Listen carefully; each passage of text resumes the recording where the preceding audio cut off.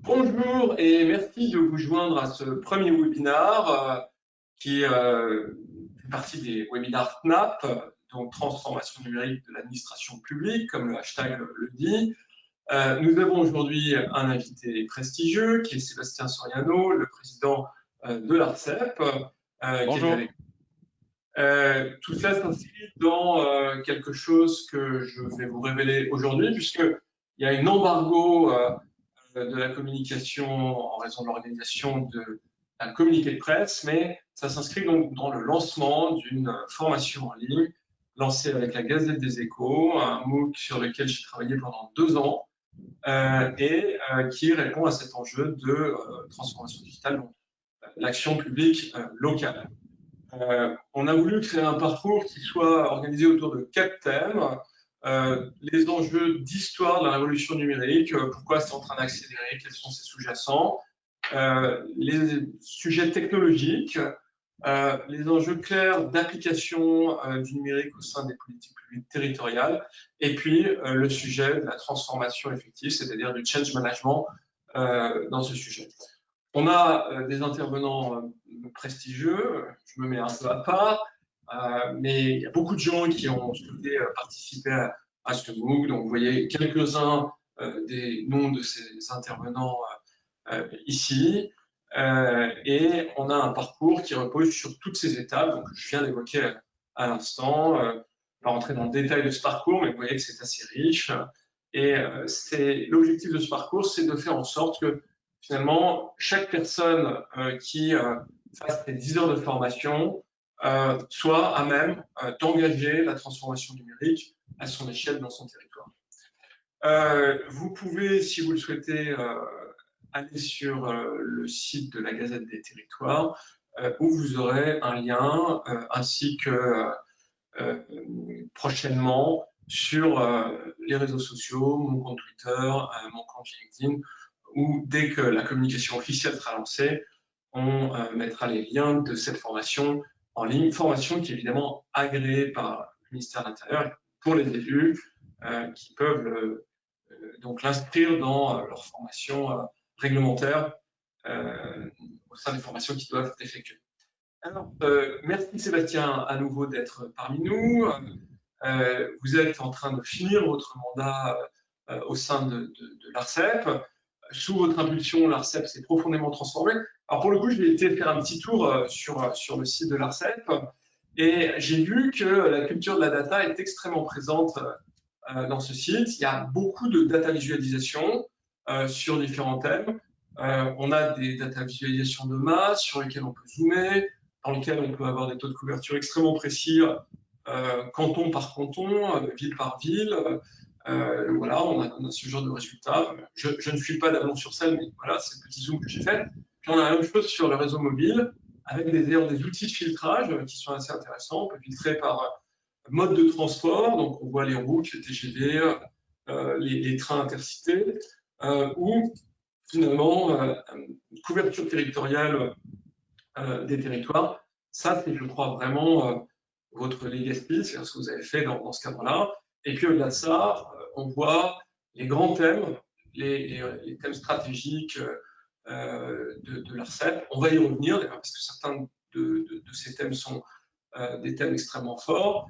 Et enfin, les 3 grands sujets qui sont actuellement à la une sur votre site, la 5G, la couverture mobile et les enjeux numériques et d'environnement. Donc j'aimerais bien que finalement on ouvre ce débat sur ces thèmes-là.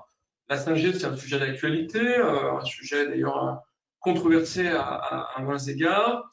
Il y a clairement dans la couverture mobile, je voudrais plutôt qu'on parle des enjeux d'accès en général et de l'importance de l'accès pour les territoires et l'importance des élus d'avoir une stratégie territoriale en termes d'accès. Je crois qu'on a beaucoup échangé, notamment ce que vous avez fait dans le cadre des interventions dans ce MOOC, c'est le thème sur lequel vous avez voulu intervenir, et puis finir rapidement sur ces enjeux de numérique et d'environnement, et en particulier ces enjeux de 5G.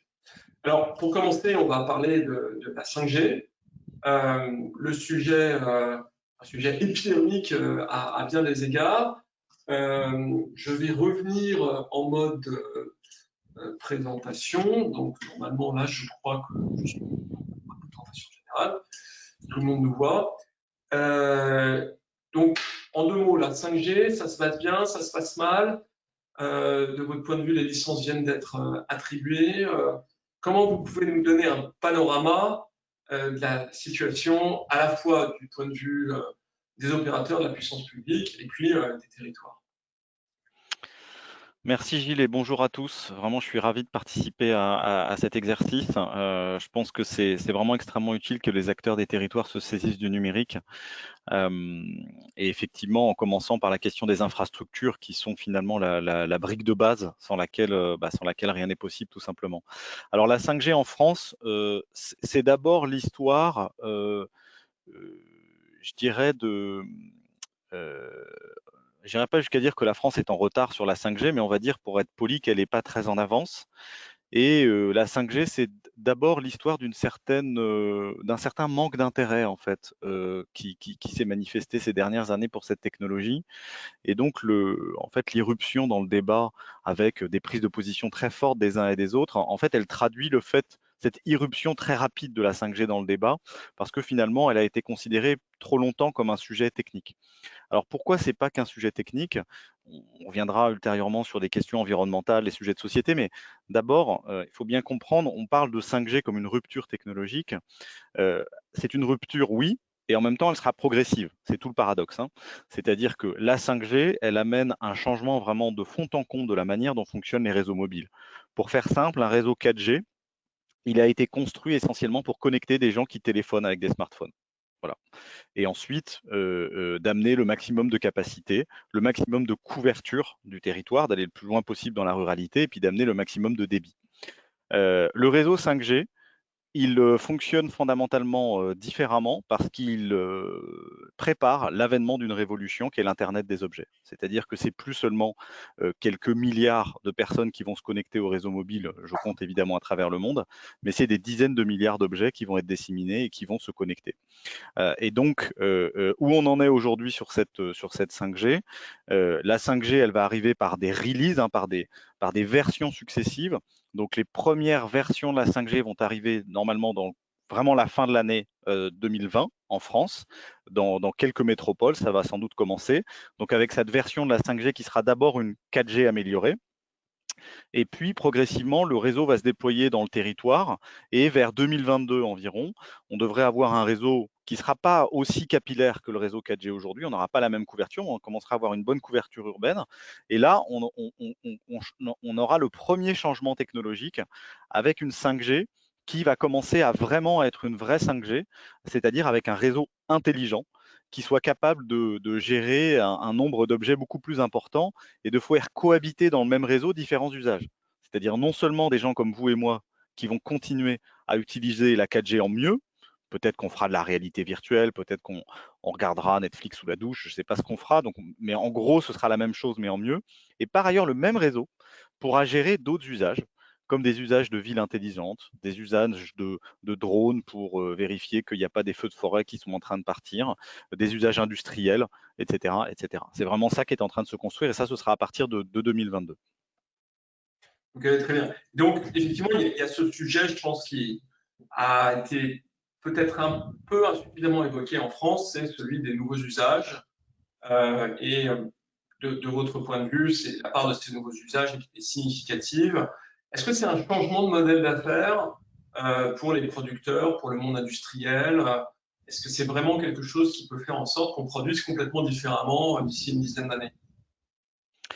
C'est ça, c'est-à-dire que la 5G et à travers lui l'Internet des objets, c'est un enabler, c'est-à-dire c'est le réseau qui va permettre la transformation digitale. Ce qu'il faut se dire, c'est qu'aujourd'hui, une des difficultés de basculer vers l'économie de la data, d'utiliser le big data, de faire la transformation digitale, que ce soit des entreprises privées ou des entreprises publiques, parfois c'est simplement le manque de données. Il y a aussi des sujets de gouvernance, j'imagine qu'on en reparlera. Euh, euh, et ce que permet l'Internet des objets, c'est d'avoir des capteurs qui sont disséminés partout et qui permettent, par exemple, de faire du smart metering. Donc, par exemple, sur une infrastructure d'eau, de pouvoir détecter des fuites. On a beaucoup parlé des smart grids dans le volet énergétique. Et c'est ça que va permettre cet Internet des objets, c'est d'apporter de la data. Et donc tout ce qu'on entend depuis des années sur la révolution de la data qui va complètement changer les modèles d'affaires et qui va ensuite permettre par l'accumulation des data de développer des logiciels, notamment d'intelligence artificielle, qui soient de plus en plus performants, bah en fait, tout ça doit reposer sur une première étape qui est en fait de pouvoir collecter les données. Et ça, c'est l'Internet des objets et la 5G qui vont le permettre. Donc oui, c'est vraiment un élément tout à fait indispensable de cette révolution encore à venir. Alors, dans ce volet-là, il y a aussi, d'ailleurs, vous l'avez cité, l'aspect Smart Cities. Smart Cities, ça veut dire quand même gouvernance, notamment des territoires sur ces sujets-là, un sujet sur lequel je crois vous êtes assez impliqué. On va donc parler de cette gouvernance, mais puisqu'on va parler de cet enjeu de politique publique, je voudrais quand même citer ce nouveau livre que vous êtes en train de sortir, que je mets ici à l'écran, j'espère que vous le voyez. Donc, un avenir pour le service public, que vous avez écrit, je crois, de façon très passionnée. C'est votre expérience de directeur de cabinet de Flore Pellerin, c'est votre expérience au sein de l'État, au sein de l'ARCEP, etc. Et c'est votre proposition finalement pour repenser l'action publique d'une façon très très différente de la façon dont ça fonctionne aujourd'hui. Vous voulez nous dire un mot à ce propos? Oui, merci beaucoup Gilles. Je crois que ce que nous ont montré les territoires, c'est une capacité nouvelle en fait à créer des alliances sur le terrain. Et on a beaucoup parlé d'un élan municipaliste. Pendant la crise du Covid, il y a eu beaucoup de questionnements pour savoir si l'État central n'était pas trop centralisé, s'il n'avait pas perdu en agilité. Et au fond, ce qui est intéressant, c'est qu'on constate qu'il y a plus d'expérience aujourd'hui dans les territoires sur le fait d'être dans une approche beaucoup plus partenariale. Pour citer un exemple très parisien, vous avez un enjeu de végétalisation de la ville, hein, notamment pour permettre de faire face à des pics de température à cause du réchauffement climatique. Et cette végétalisation de la ville, ça ne va pas être seulement les 3000 personnels de la ville de Paris qui vont bêcher tous les trottoirs pour s'en occuper. Et donc, la ville a décidé de faire appel à la multitude à travers un système de permis de végétaliser où vous pouvez chacun ouvrir son trottoir et commencer à cultiver. Tout simplement en pleine ville. Et au fond, il y a des milliards d'exemples enfin des milliards, j'exagère un peu, mais il y a une myriade d'exemples qui existent dans les territoires et qui montrent cette nouvelle manière de créer des alliances entre les acteurs privés, les entrepreneurs, parfois des grandes entreprises comme les opérateurs télécoms, qui sont des grandes entreprises, et puis des communautés citoyennes, des communautés techniques, et avec un État qui n'est pas là, ou une puissance publique, qui n'est pas là seulement pour donner de l'argent, qui n'est pas là seulement pour édicter des normes, pour contrôler, mais qui est là simplement pour en fait créer une dynamique. Voilà un peu ce que raconte ce livre, et je pense que quelque part, les personnes qui nous écoutent aujourd'hui sont au moins aussi expérimentées que moi en la matière. Oui, très bien. Alors, dans votre intervention, dans notre formation en ligne, il y a un point sur lequel vous insistez beaucoup, c'est sur le fait que les élus s'emparent de leur stratégie d'accès. C'est-à-dire qu'il s'agisse de fibre, de 5G ou de techniques alternatives d'accès qui créent une stratégie. Pourquoi est-ce que c'est important qu'ils fassent ça? Eh bien, parce que c'est vraiment le même enjeu que l'électrification au début du siècle, hein. C'est vraiment l'infrastructure qui va permettre encore une fois, c'est un enabler, hein, c'est-à-dire c'est l'infrastructure qui va permettre cette connectivité d'un genre nouveau et qui va permettre en fait une nouvelle médiation des élus locaux vis-à-vis de leur population, pas seulement une médiation classique par les services publics, par les débats citoyens, les rencontres qui peuvent exister, mais par vraiment une intelligence par la donnée. Pour donner quelques exemples, hein, pour limiter la circulation en ville, on sait que si on avait en temps réel le positionnement des places de parking libres, ainsi qu'un logiciel qui permette de guider les voitures vers ces places de parking, on pourrait réduire la pollution d'environ un tiers, simplement du fait que les véhicules ne passeraient pas du temps à essayer de se garer. Donc on voit que comment l'intelligence, sur un exemple très concret comme ça, juste la donnée en fait tout simplement, elle peut être vraiment une solution essentielle pour les politiques publiques des villes. Alors ce qui est intéressant, c'est que jusqu'à présent, les collectivités locales dans les télécoms, elles ont beaucoup été celui qui construit lui-même le réseau. en complément du marché, hein. C'est-à-dire que le partage des tâches entre collectivités locales et marché, c'était en gros le marché fait les zones denses et rentables, et les collectivités locales, à travers ce qu'on appelle les réseaux d'initiatives publiques, ont fait les zones qui étaient moins rentables. Avec la 5G et l'Internet des objets, on va sans doute aller vers une architecture un petit peu différente. Ça va être les opérateurs qui vont essentiellement construire le réseau, avec le régulateur, le gouvernement qui va les pousser à aller le plus loin possible, puisqu'on a un instrument qui est à travers les fréquences, on peut obtenir des contreparties des opérateurs pour aller dans les territoires. Mais les élus vont jouer un rôle nouveau, qui est qu'ils vont être, entre guillemets, des utilisateurs de cette infrastructure. Hein, comme je le disais tout à l'heure, le réseau 5G peut faire cohabiter plusieurs usages. L'usage du grand public qui va regarder son film, et puis des usages B2B ou des usages de services publics. Et donc, ce qu'on peut imaginer, c'est qu'une collectivité locale, elle achète, entre guillemets, à l'opérateur une tranche de son réseau, donc une tranche virtuelle, hein, de son infrastructure, et qu'à partir de cette infrastructure, elle puisse développer ses propres applications. J'ai donné l'exemple d'une application pour garer sa voiture. Ça peut être évidemment des exemples dans des domaines extrêmement variés de gestion de l'espace public de manière générale. Et donc, quelque part, la collectivité locale va en partie moins s'intéresser sans doute à l'infrastructure. Bien sûr, il faudra qu'il y ait une infra pour que ça capte, mais devenir en fait un utilisateur, plus qu'un utilisateur, en fait, va être un développeur applicatif en fait sur cette infrastructure pour développer des services publics. Donc c'est vrai que c'est un positionnement qui est assez différent. Il faudra s'intéresser non seulement à la présence de l'infra, bien sûr, ça continuera à rester important, mais il faudra être quelque part vraiment un agent, un actif pour développer les usages de cette infrastructure. C'est ça qui est vraiment passionnant dans cette révolution. Et donc, si je suis un maire d'une petite commune ou un président de région, je peux avoir une stratégie qui m'est propre, c'est ça, qui correspond à ma stratégie finalement, ma vision politique, entre guillemets. Tout le monde n'a pas les mêmes besoins, c'est ce que vous nous expliquez? Oui, je pense qu'on en revient à la question de la gouvernance locale. Aujourd'hui, dans la partie télécom, il n'y a pas de compétences exclusives, hein. C'est-à-dire que à la fois une commune, un EPCI, un département, une région peuvent décider de travailler sur la partie télécom. Et demain, ce sera la même chose s'il s'agit de développer un applicatif sur le réseau 5G. Donc, il y a un gros enjeu de savoir quelle est la bonne échelle pour intervenir. Parce qu'il est clair que ces applicatifs, ils vont nécessiter quand même de la connaissance. Je veux dire, pouvoir exploiter de la data, pouvoir développer les bons services, ça peut faire appel à des compétences un peu pointues. Moi, personnellement, c'est un conseil personnel. Je ne recommande pas aux collectivités locales de trop sous-traiter l'intelligence. C'est-à-dire qu'il y a des parties qui doivent être faites par le marché. Encore une fois, l'infrastructure, l'hébergement, tout un tas de choses. Il y a des logiciels aussi qui sont certainement des licences qui sont à acquérir. Mais vraiment, l'intelligence de l'exploitation de la data, évidemment, je parle sous votre contrôle, Gilles, qui connaissait bien ces sujets, pour moi, elle doit être vraiment dans les collectivités locales. Et comme à partir du moment où c'est vrai que ça va être difficile pour les petites villes de se doter de ce type de compétences, il va y avoir un enjeu de mutualisation.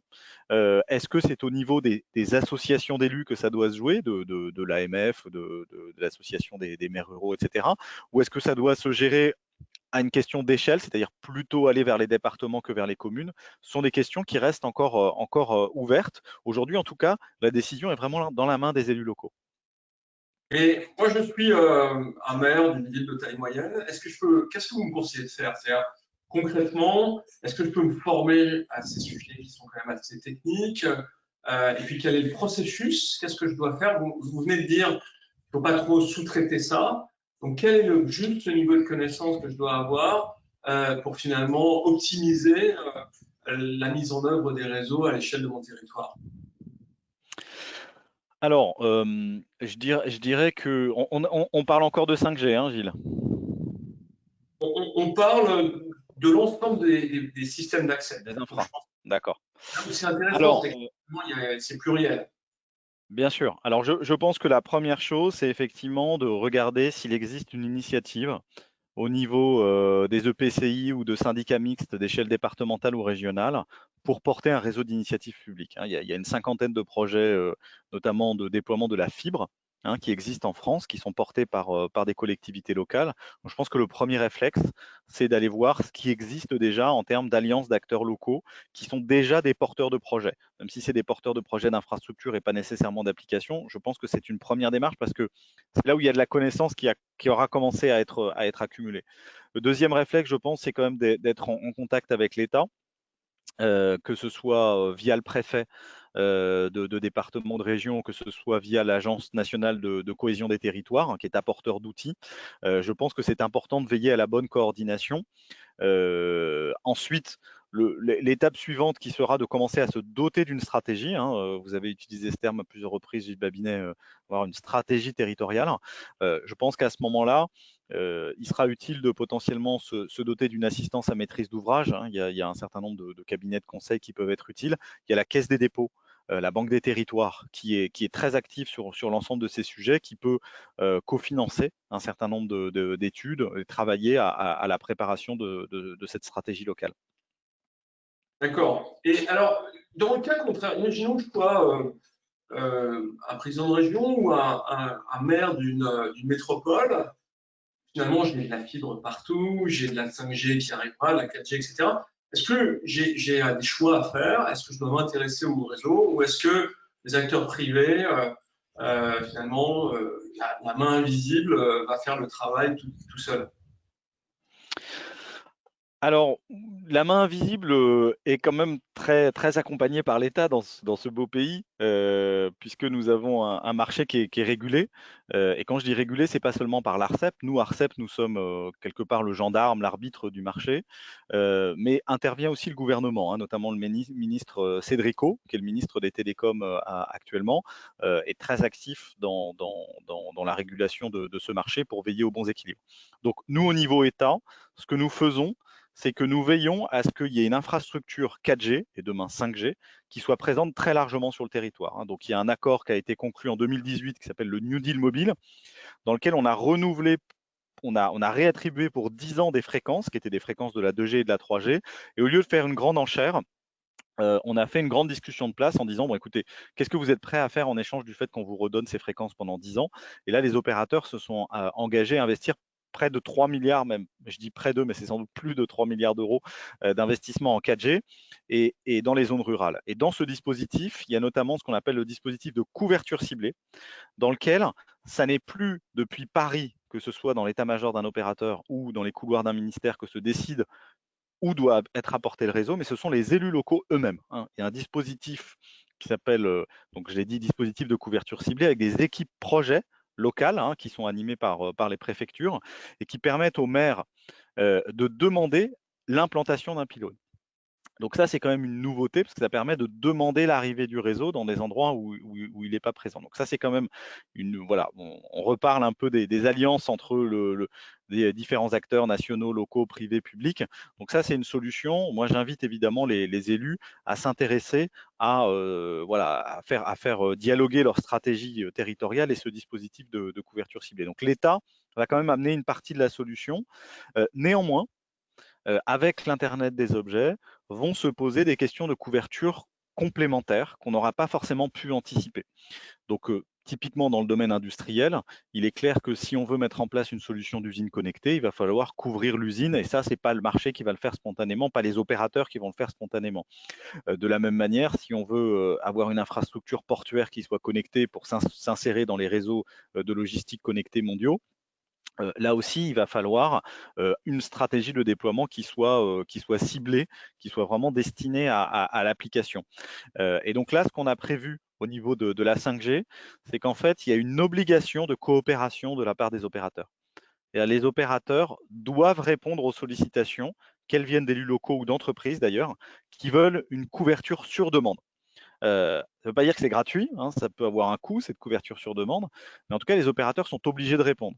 Et ce sur quoi on mise, vous parliez de la main invisible, c'est qu'une fois qu'il y a 4 grands opérateurs qui chacun sont obligés de répondre à ces demandes, eh bien que par le truchement de la concurrence, eh bien les opérateurs se fassent la course pour celui qui amène la meilleure couverture au meilleur prix dans les meilleures conditions. Voilà la stratégie, enfin, je dirais l'architecture nationale que nous avons mis en place pour répondre à ce besoin.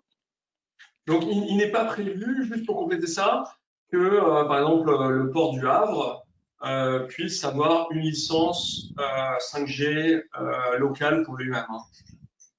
Alors, c'est une très bonne question. Non, la réponse est non, pour commencer par la réponse. Et on a fait un choix un petit peu différent dans certains pays comme l'Autriche ou l'Allemagne, par exemple, où cette faculté existe. Le choix que nous avons fait en France, c'est d'éviter ce qu'on appelle la fragmentation du spectre. C'est-à-dire que le problème quand on fait cette stratégie où tout le monde peut demander des fréquences, c'est qu'à la fin, les bandes de fréquences sont éparpillées. Or, nous avions une bande de fréquences limitée de 310 MHz, enfin, je ne veux pas être technique, à distribuer entre les opérateurs. Et donc, si on avait commencé à prendre une partie de ces 310 MHz pour des usages locaux, on n'aurait plus eu assez de fréquences pour permettre qu'il y ait des grands réseaux nationaux. Et donc, l'équilibre qu'on a trouvé, c'est de dire ça va être des grands opérateurs nationaux qui vont avoir ces fréquences, mais il y a ce droit qui est reconnu à tout acteur local, entreprise ou collectivité, à demander une couverture sur mesure. Voilà. Alors en plus c'est ce que j'ai indiqué précédemment. Alors en plus de ça, il y a par ailleurs des obligations de couverture nationales qui sont imposées aux opérateurs sur la 5G. Donc les opérateurs doivent avoir à peu près converti un tiers de leur site. Les opérateurs ont donc environ 25-30 000 sites mobiles chacun à terme dans leur réseau 4G, et ils devront avoir converti environ un peu plus, même d'un tiers de ce réseau d'ici 2025 à la 5G. Dans ce tiers, nous avons veillé à ce que ce ne soit pas seulement pour les grandes villes, pas seulement pour les centres urbains. Donc il y a un quart du déploiement 5G qui devra se faire ou bien dans des zones rurales, ou bien dans ce qu'on appelle des territoires d'industrie. C'est un programme qui est soutenu par le gouvernement via Agnès Pannier-Runacher. Et donc les opérateurs devront apporter leur réseau prioritairement dans ces zones. Donc voilà une composition de choses qui fait que le port du Havre, effectivement, ne peut pas demander de fréquence. Mais pour autant, il n'est pas démuni pour veiller à ce que la 5G arrive dans de bonnes conditions. Ok, alors ça tombe bien que vous parliez d'industrialisation parce qu'on a une question, on en a pas mal, mais qui est finalement, c'est quoi le potentiel de réindustrialisation 4.0 selon vous? Il y a le sujet de relocalisation dont on parle évidemment beaucoup, notamment dans le cadre de la sustainability qui est nécessaire à la crise du Covid. Et au-delà de ça, des possibilités de réorganisation du travail, en particulier le télétravail.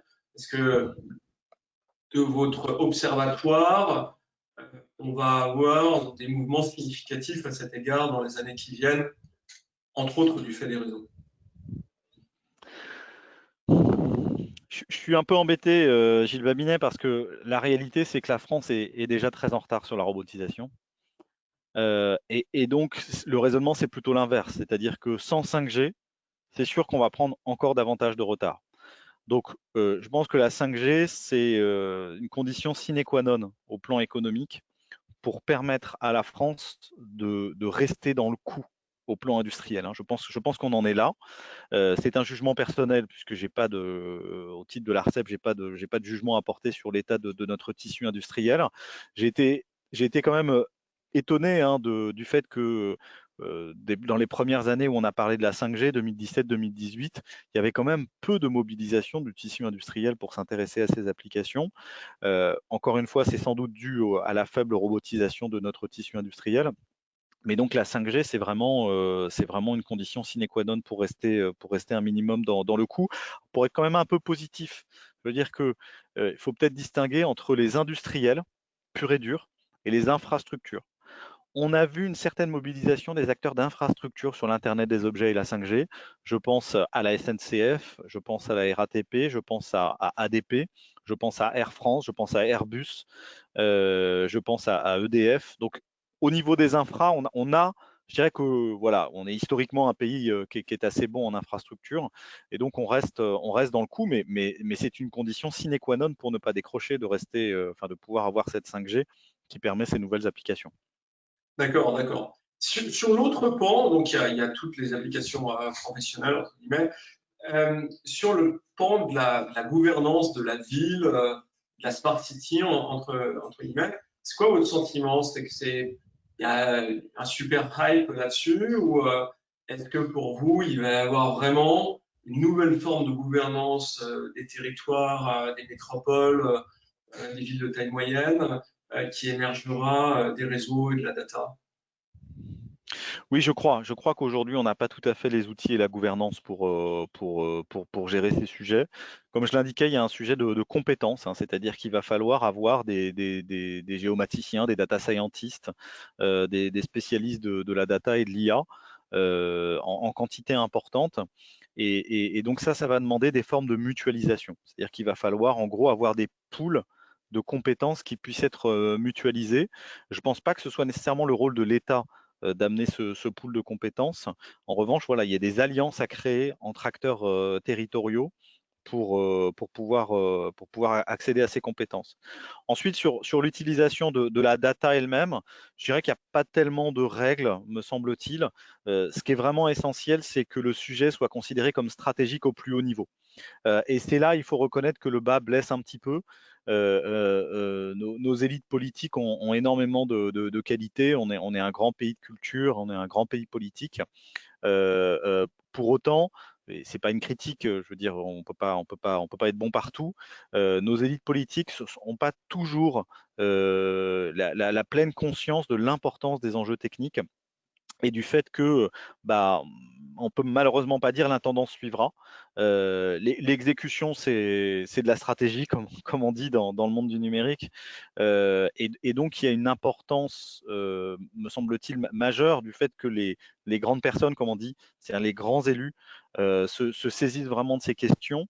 Et je dirais, à partir de là, l'intelligence locale, les équilibres politiques feront que ça atterrira sur une gouvernance. Mais en revanche, c'est important de le prendre par la politique et non pas uniquement par la technique, parce que sinon on va aller au-devant, je pense, de déceptions importantes. Donc très bien, ça fait mon point. Ce n'est pas que les DGS qui doivent se former, c'est aussi les élus, et c'est important. Vous avez à l'esprit des territoires qui vous semblent vertueux dans la façon dont ils ont mis en œuvre leur stratégie d'accès, peut-être sans forcément les citer ou en citant des territoires issus de plusieurs bords politiques. Mais est-ce que vous avez ça dans le portefeuille? Oui, je crois qu'on peut citer notamment sur les réseaux en fibre, la région Grand Est, qui a réussi à lancer un projet de très très grande envergure de réseau FTTH et qui a trouvé la mayonnaise locale pour permettre aux différents EPCI, aux différents départements de s'y retrouver, de pouvoir être associés aux priorités de déploiement. Donc, je crois que c'est une région qui est assez exemplaire de ce point de vue. Euh, voilà, honnêtement, on pourrait multiplier les exemples parce que sur la fibre, c'est d'ailleurs quelque chose que je présente avec grand plaisir dans mon livre. Il y a un véritable écosystème d'acteurs. Il y a une tribu en fait de la fibre qui s'est créée dans notre pays. La fibre, c'est un peu ce chantier invisible. C'est plusieurs réacteurs nucléaires qui se passent en fait sous les radars et sans retard et sans défrayer la chronique sur d'éventuels surcoûts. C'est ça qui est en train de se passer dans notre pays par des équipes en fait. Et c'est cet écosystème, je trouve c'est intéressant de faire comparaison entre cet écosystème de la fibre et ce qui pourrait émerger sur la data. C'est que cet écosystème, il a appris à faire du partage d'expérience via différentes associations. Il y a notamment une association qui est assez en pointe, qui est la VICA, dans lequel il y a des réunions Tupperware qui sont organisées pour discuter du sous-traitant A ou enfin du délégataire A ou B et de comparer les différents contrats et de comment ils se comportent, etc., pour réduire ce qu'on appelle les asymétries d'information entre la puissance publique et le marché. Donc je pense qu'il y a matière, de manière générale, au-delà de cet exemple que j'ai cité, de s'inspirer de ce qui s'est passé sur la fibre en termes d'une communauté en fait informelle, une tribu, c'est pour ça que j'utilise le terme de tribu, qui s'est formée autour de cet objectif génial de la fibre qui est en train d'être déployé dans notre pays sous les radars, quoi. Alors très bien, puisque vous parlez de ces partenariats et de ces sujets autour de la fibre, j'ai une question. Quelqu'un qui me demande, quand il y a un partenariat qui préexiste, dans ce cas-là avec Orange, et qui est en cours et qui fonctionne sur la fibre, est-ce qu'il peut se poursuivre et évoluer pour le déploiement de la 5G? Est-ce qu'il y a une logique à ça? Il peut y avoir une logique. Pour autant, c'est très important enfin moi, le conseil que je donne, hein, c'est de ne pas partir en se disant que on choisit à l'avance tel ou tel partenaire privé, parce que sinon on ne bénéficie pas à plein de la concurrence. Le partenaire privé le sait et donc va faire moins d'efforts dans sa proposition. Donc moi vraiment ce que je conseille, c'est plutôt que de chercher à faire des extensions du contrat de délégation, de vraiment repartir sur un marché différent, refaire jouer la concurrence et à l'issue de ce processus choisir un concurrent qui peut effectivement être le même, mais qui peut être potentiellement différent. Je dirais qu'il faut au moins qu'à titre de menace crédible, votre partenaire actuel se dise c'est pas gagné que ce soit forcément moi, j'ai peut-être un petit avantage parce que je suis déjà dans la place, peut-être que je vais pouvoir mutualiser des infrastructures. Vous parlez d'un réseau de fibres, il est clair que pour amener la 5G, il va falloir fibrer les antennes. Donc, s'il y a déjà un réseau de fibres assez dense sur le territoire, il peut y avoir des synergies. Et ça, l'opérateur qui fera la proposition pourra peut-être faire une proposition moins chère du fait qu'il aura ces synergies. Donc, pourquoi pas rester avec le même partenaire, mais je conseille de quand même mettre en concurrence l'ensemble des acteurs. Alors, je rappelle à nos auditeurs qu'ils peuvent poser toutes les questions qu'ils souhaitent via le chat. J'ai une autre question qui demande si il y a, dans le cadre de la 5G, des collaborations poussées avec l'Allemagne. Et moi, je compléterai la question en disant, en particulier sur les sujets industriels, où je crois que c'est vous qui m'aviez dit que les Allemands s'étaient mobilisés depuis très longtemps sur ces sujets. Alors, au niveau de la Commission européenne, en fait, il y a plusieurs programmes de partenariat qui ont été lancés très tôt, hein, dès 2016-2017. Il y a notamment une alliance qui a été créée qui s'appelle l'IoT. Ça s'écrit un peu comme l'aioli, mais avec un T, et qui rassemble tout un tas d'industriels, d'opérateurs et d'utilisateurs autour de l'Internet des objets et de la 5G. Donc ça existe et ça favorise effectivement l'émergence de standards. Il y a notamment des expérimentations de ce qu'on appelle de platooning qui ont été lancées en Europe.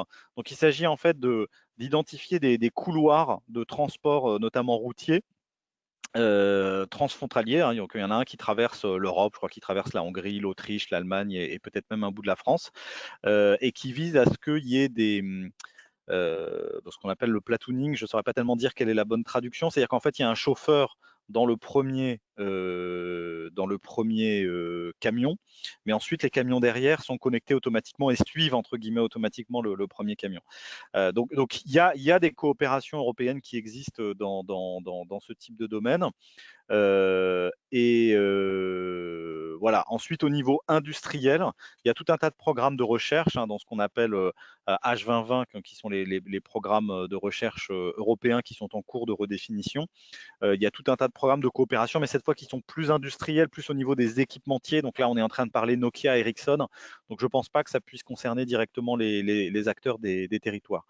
Alors, pour répondre à la question France-Allemagne, sur France-Allemagne, pour être honnête, il n'y a pas eu une immense coopération entre les deux pays sur la 5G.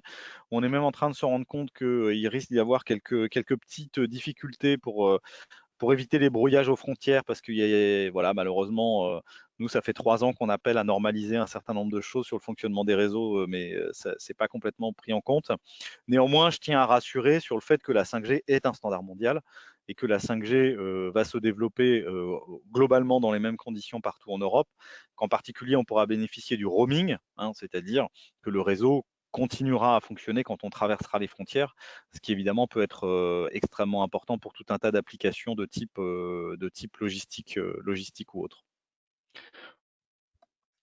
Alors, il nous reste un quart d'heure, je crois que vous devez prendre un train. Je voudrais qu'on parle un peu des enjeux d'environnement. Je sais que vous êtes très engagé sur ces sujets. Ça tombe bien parce qu'on a des questions qui arrivent à cet égard. On en a beaucoup discuté tous les deux. Alors, effet rebond ou pas effet rebond? Peut-être expliquer pour nos auditeurs. Oui, L'effet rebond, alors c'est l'idée que quand on rajoute un réseau, on a mécaniquement, quoi qu'il arrive, même s'il est beaucoup plus performant, un accroissement des externalités, notamment de la consommation d'énergie. je vais être très direct, Gilles Babinet. Je pense que personne n'a la boule de cristal, mais que si je regarde dans le rétroviseur, il n'y a pas d'effet rebond dans les télécoms en France. Voilà, c'est vraiment ça l'état de l'art. Donc nous, on a commencé à mesurer à ce stade de manière grossière et on est en train de l'affiner. Quelle est la dépense énergétique en équivalent émissions de gaz à effet de serre des opérateurs télécoms français? Et ce que nous constatons, c'est que sur les 5 dernières années, là, il y a eu une explosion de la data, que ce soit sur les réseaux fixes ou les réseaux mobiles, hein. La data, elle augmente à peu près de 50% par an, en gros.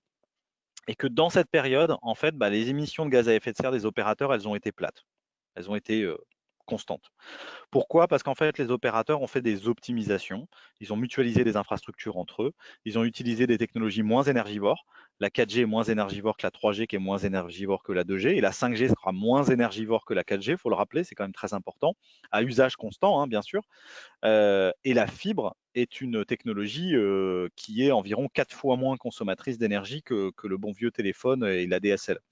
Donc il y a en fait des gains d'efficacité énergétique en fait constants dans un réseau et jusqu'à présent, ces gains d'efficacité ont contrebalancé ce qu'on appelle cet effet de rebond qui est que du fait de l'accroissement des usages, si la consommation énergétique d'un mégabit qui passe dans le réseau diminue, comme il y a plus de nombre de mégabits qui augmente, à la fin, est-ce que ça fait plus ou moins? C'est ça la question de l'effet de rebond. Aujourd'hui, on ne voit pas d'effet de rebond. Alors, pour autant, je crois qu'il faut vraiment être extrêmement vigilant sur cette question et dans la mesure où l'empreinte environnementale du numérique continue de croître assez fortement de manière macroscopique d'environ 10% par an. 9-10%, enfin bon, ça dépend des estimations. Et donc cette question de l'impact environnemental du numérique, je crois qu'elle doit être prise très au sérieux. Mais il faut prendre la loupe pour regarder exactement de quoi il s'agit. Dans l'empreinte environnementale du numérique, aujourd'hui, une part écrasante, elle provient en fait des terminaux, c'est-à-dire des téléviseurs, des PC et des smartphones principalement. Et donc la question première, hein, si on s'intéresse à l'impact environnemental du numérique, ça doit être de se pencher sur ces équipements, de se demander, comment est-ce qu'on pourrait faire en sorte qu'ils soient fabriqués dans de meilleures conditions? Ces équipements sont fabriqués plutôt à l'étranger, plutôt en Asie, plutôt dans des pays qui ont des standards environnementaux moins importants que la France, qui sont des pays à énergie qui est très carbonée, contrairement évidemment à la France, pour la raison que vous connaissez. Et donc, il y a une première question qui est de mieux responsabiliser ces acteurs sur la fabrication de ces produits. Ensuite, il y a une deuxième question qui est de favoriser en France des filières de reconditionnement. Je ne parle pas de recyclage, hein. Recyclage, ça veut dire on met le truc en morceaux et ensuite on recycle une partie des produits, ce qui fait qu'il y a une énorme déperdition. Donc, il y a des acteurs sur le reconditionnement qui émergent, notamment il y a Back Market, hein, qui est quand même une proposition intéressante, et puis il y a tout un tas d'acteurs qui émergent. Et puis, une des questions que nous, on se pose en tant que régulateur, puisque nous, on est là quand même pour mettre des limites au marché, c'est certains comportements qui poussent à la consommation.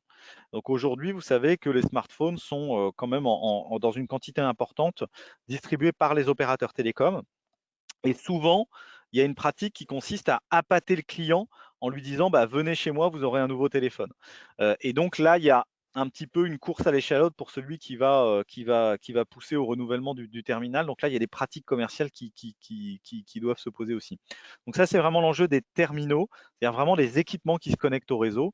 Et on voit bien qu'avec l'Internet des objets, comme il va y avoir une démultiplication des objets qui se connectent, il y a vraiment un gros enjeu de faire en sorte qu'au niveau de ces équipements terminaux, on ait une responsabilité environnementale.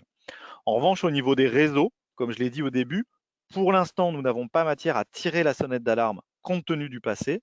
Et donc, l'enjeu, c'est plutôt d'être dans une vigilance, de discuter d'avoir des meilleures métriques. C'est-à-dire qu'aujourd'hui, cette stagnation des émissions de gaz à effet de serre qu'on a dans le secteur des télécoms, elle est un peu grossière. Donc, on veut l'affiner, mieux la comprendre notamment s'il y a des différences entre les opérateurs. Peut-être qu'il y a des opérateurs qui sont plus vertueux que d'autres.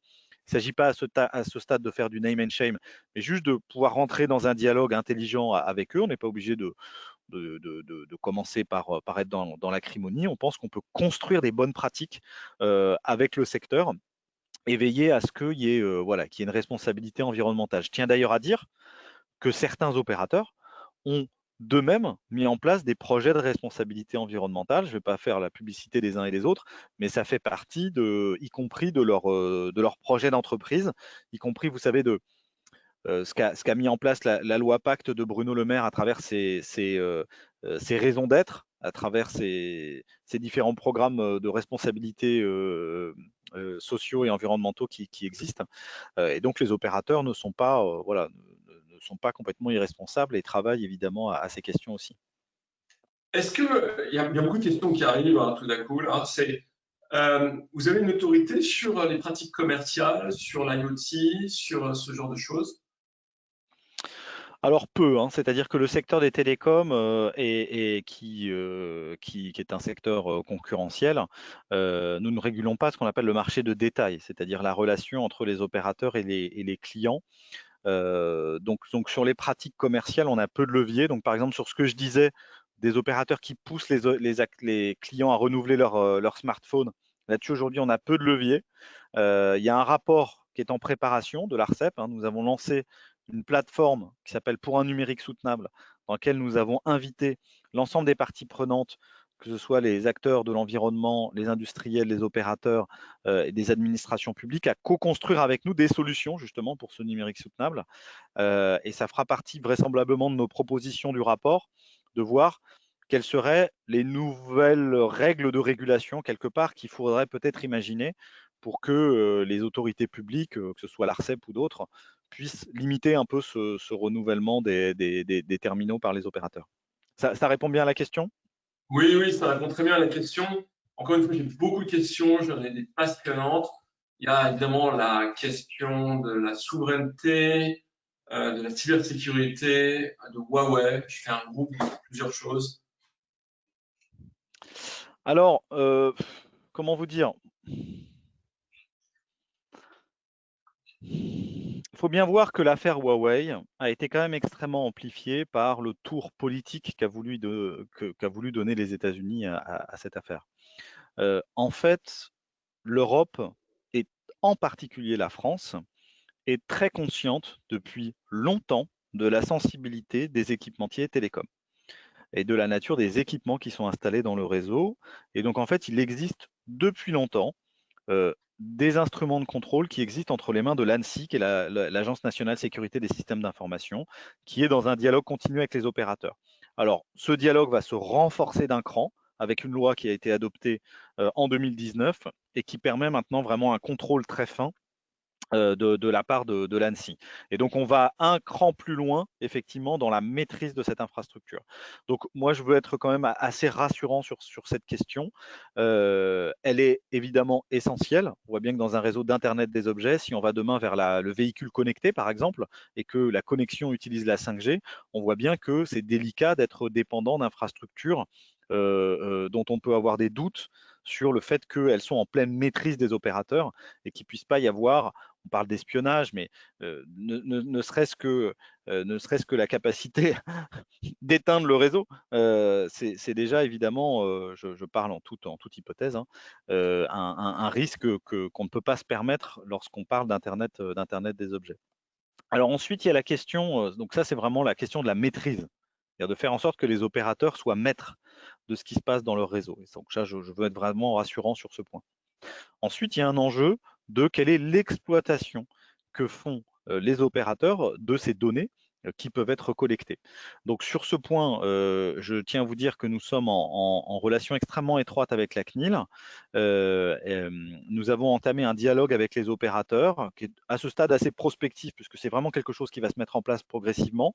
Nous voulons comprendre plus finement quelles sont les données dont vont disposer les opérateurs avec la 5G. Pourquoi? Parce qu'en fait, quand on est dans la 4G, les données des opérateurs, c'est ce qu'on appelle les données de connexion, hein, qui sont l'échange entre le terminal et le réseau. Ces données de connexion, elles vont s'enrichir avec la 5G, notamment parce que la 5G fonctionne avec ce qu'on appelle des antennes actives. C'est-à-dire qu'aujourd'hui, une antenne, elle envoie le même signal à tout le monde, hein, sur 120 degrés. C'est pour ça que vous voyez sur les poteaux 3 antennes. Chacun envoie à 120 degrés le même signal à tout le monde. Avec la 5, et ça, du coup, ça crée une émission radioélectrique qui est envoyée à tout le monde et ça crée une dépense énergétique qui n'est pas forcément optimale. Un des intérêts de la 5G, c'est d'avoir des antennes actives. C'est-à-dire que le réseau sait où est le téléphone à un instant donné. Et donc, au lieu d'envoyer un signal de manière indifférenciée, c'est que les antennes fonctionnent un peu comme un œil de mouche, et c'est seulement un des éléments de l'antenne qui va envoyer comme un faisceau, si vous voulez. Et ça, c'est un des éléments qui explique la meilleure efficacité énergétique de la 5G. Mais pour ça, vous voyez bien qu'il faut qu'il y ait des transactions informationnelles qui soient plus fines entre la 4G et la 5G. Donc, vous allez avoir un enrichissement de l'information. Et donc, nous voulons créer un dialogue a priori avec les opérateurs pour anticiper sur ce sujet, pour comprendre comment ces données vont être exploitées. Vous savez qu'aujourd'hui, par exemple, les opérateurs disposent de données de localisation et de mouvement des populations qui, lorsqu'elles sont anonymisées, peuvent être partagées avec des autorités publiques, voire commercialisées. Et c'est parfaitement légal. Et il faudra se poser la question sur la 5G de quels sont les processus d'anonymisation, quel est le degré d'information dont disposent les opérateurs et comment est-ce qu'ils peuvent le monétiser. Mais dans le principe, c'est normal que les opérateurs monétisent la data. On ne voit pas pourquoi les GAFA auraient leur business centré sur la data et les opérateurs télécoms, dont on a bien vu aujourd'hui à quel point ils étaient un élément essentiel de la révolution numérique, ne pourraient pas en faire un élément de leur business. Tout ça devant être encadré, mais on ne doit pas l'interdire par principe. J'ai des tonnes de questions qui tombent, mais j'en ai une qui est tellement terrain, tellement issue de manifestement un maire d'un petit village que je vous la pose parce que je la trouve difficilement plus les pieds dans la terre. Question factuelle et pratique de notre conseil municipal. Interférence de la 5G avec les systèmes actuels. Notre village peut être enclavé en hiver suite à des risques importants d'avalanche entre notre village et la vallée voisine par emprunt d'un col pour rejoindre celle-ci. C'est incroyable, hein. Et de nombreux couloirs d'avalanche sont situés sur cette route de liaison. Station météo automatique est en place au col avec des connexions GSM. Ça donne des informations sur la nivologie, le vent, etc. Voir également la décision. C'est quand même vraiment très, très, très terrain. La question, est-ce que la 5G peut perturber les liaisons existantes avec cette station météo primordiale pour la sécurité de notre village? Non. Ah ben voilà. Non, il y a effectivement un débat sur certains enjeux ça a fait partie voilà. À un moment, il y a eu un peu un amalgame qui a été fait, hein. On a dit bon bah la 5G apporte le coronavirus, empêche la météo de fonctionner, etc. Enfin bon, il y a eu un peu tout et son contraire qui ont été dit à ce moment-là. Il y a effectivement un enjeu d'éviter des brouillages de fréquences entre certains satellites et la 5G. Et ce sont effectivement certains de ces satellites qui ont des usages météo. Mais on parle bien de satellites, hein. Donc, si ce sont des usages météo qui sont avec des connexions locales, et notamment, je vois dans le message, on parle de connexion GSM, la 5G ne va absolument pas brouiller le GSM. Par ailleurs, je tiens à dire, et c'est peut-être le plus important, qu'aujourd'hui, ces risques de brouillage ne sont que virtuels, puisque on parle des fréquences qui ne sont pas encore attribuées, et par ailleurs sur lesquelles les règles de cohabitation entre ces fréquences et les fréquences satellites ne sont pas encore fixées. C'est ce qu'on appelle les fréquences 26 GHz, les fréquences millimétriques.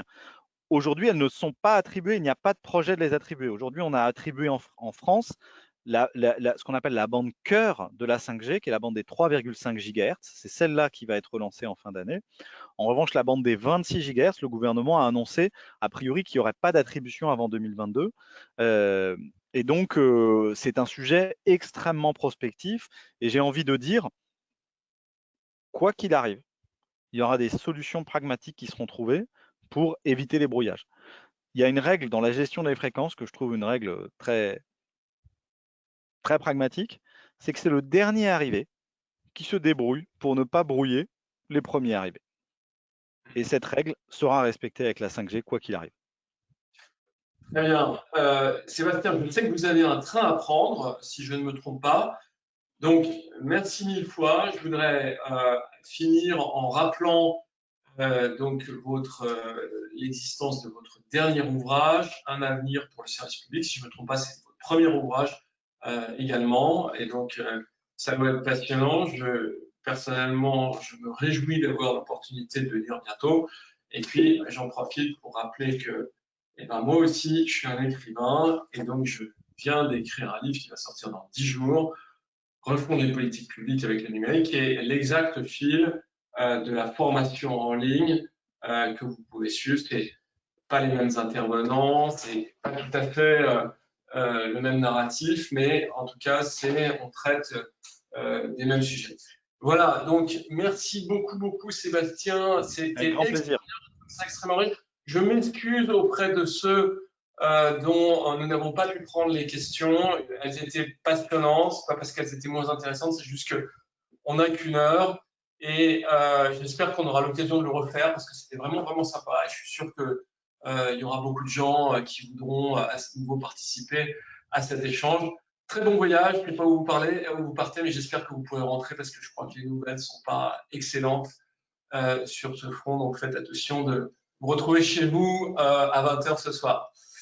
C'est noté. Voilà, à Merci à bientôt, tous. à très bientôt, Merci. merci beaucoup, au Au revoir. revoir.